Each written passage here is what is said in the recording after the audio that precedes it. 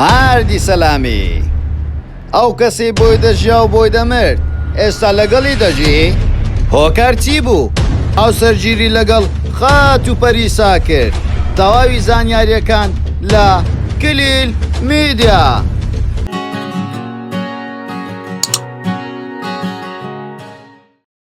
هاردی سەلامی لە ساڵی 1970 لە شاری سلێمانی لەدایک بووە. لە 5 برا و 3 خوشک پێک دێن و دایکی خەڵکی سلێمانی و باوکیشی خەڵکی شاری بانەی ڕۆژهەڵاتی کوردستانە. بەشێکی تەمەنی منداڵی لە سلێمانی بەڕێک کردووە. لە ساڵی 1996 ڕویان لە پایتەختی کوردستان هاولێر کردووە. هەر لە منداڵیەوە بەشداری لە درامای مەمی ئالان کردووە کە برای نزار سەلامی وەکو ئەکتەری سەرەکی بەشداری لەو درامایەدا کردووە. هاردی سەلامی لە سەرەتادا وەکو دەرهێنەر بەدەردەکەوت، بەڵام لە دواتر لە پڕێکدا گۆرانێکی بڵاو کردەوە بە ناوی بۆ تۆ ئەژیم بۆ تۆ ئەمرم. ئەم گۆرانیە لە نێو خەڵکدا دەنگدانەوەیەکی زۆری بەدوای خۆی داهێنا، بۆیە بەهۆی ئەم گۆرانیەوە هاردی سەلامی ناسرا. هاردی سەلامی دواتر دەستی بە کلیپکردن کرد. دوای ئەوە کە کلیپەکانی دەکرد، تەنها یەک خاتوون لە کلیپەکانیدا بەشداری دەکرد و سەرنجێکی زۆری بۆ خۆی ڕاکێشا. هەموو پرسیاریان ئەکرد ئاخۆ بۆچی تەنها ئەم کچەیە لە کلیپەکانیدا بەشداری دەکرد. وە خەڵکێکی زۆر دەیانوت ئەمە خۆشەویستی یەکترن، بەڵام بە هەموو شێوازێک هاردی سەلامی ڕەتی دەکردەوە و بێدەنجی هەڵبژاردبوو. هاردی سەلامی لە لاپەڕەی ئینستەگرامی خۆی وێنەیەکی خۆی و خاتوپەریسای بڵاو کردەوە. هەردووچیان ئەڵقەیمارە بڕینیان لەدەستدا بوو. و هاواداران زۆر پرسیاری ئەوە لە هاردی سەلامی دەکەن چ تایبەتمەندیەکی پەریسات بەدڵ بوو بۆیە کردتە هاوسەری خۆت.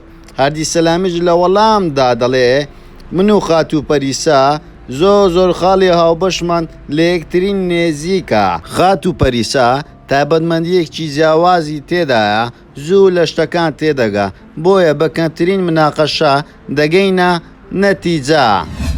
هاردی سەلامی دووەم گۆرانی بە ناوی عشق لەگەڵ هونەرمەند نەوید زەردی بە دوید ئەم گۆرانیان لە یوتیوب چەناڵی خۆیان بڵاویان کردەوە، بەڵام دەنگدانەوەیەکی زۆری بە دوای خۆی هێنا، بەڵام زۆری نەخەند.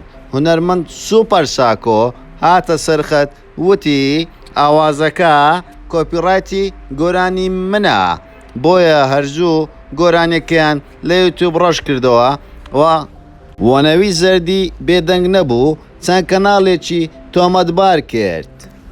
ئەو کەناڵانە بوونەتە هۆی ئەوەی کە ئێمە لەگەڵ هونەرمەندی ئەلبانی سوپەر ساکۆ لە یەکتری تێنەگەین، بۆیە گۆرانەکەیان لە چەناڵ یوتیوبی خۆیان ڕاش کردەوە. هاردی سەلامی تاکو ئێستا لە کامە گۆرانی و بەرهەمی خۆی پەشیمانە.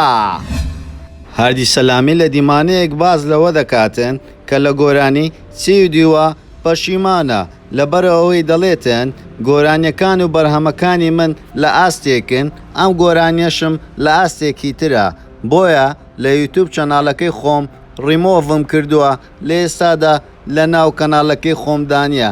تەنها لەم بەرهەمەی خۆم پەشیمانم، لە ئەوانی تر لە هیچێکەکیان پەشیمان نیمە. هاردی سەلامی لە نوێترین کلیپیدا بە ناوی گۆرانی وەکو من کلیپی بۆ کرد لە وڵاتی ئیستانبول، بەڵام ئەم جارە خاتوپەریسای وەکو ئەکتەر بەکارنەهێنا لە ناو ڤیدیۆ کلیپەکەی. ئێمە لە ئێوەی بینەر و بیسەر دەپرسین بۆچی ئەم جارە بەشداری نەکردووە. زۆر سوپاس بۆ سەیرکردنی ڤیدیۆیەکەمان و پێتان خۆشە لەسەر چ کەسایەتێکی تری بەناوبانجی کوردستان ڤیدیۆ دروست بکەین، لە کۆمنت بۆمان بنووسن و زۆر سوپاس. و لایک و کۆمنت و شەریشتان لەبیر نەچێ، و هەروەها سەبسکرایبی چەناڵ یوتیوبەکەشمان بکەن و لەگەڵ زەنگۆڵەکەش دابگرن. هەموو کات لەگەڵتانین لە کلیل میدیا.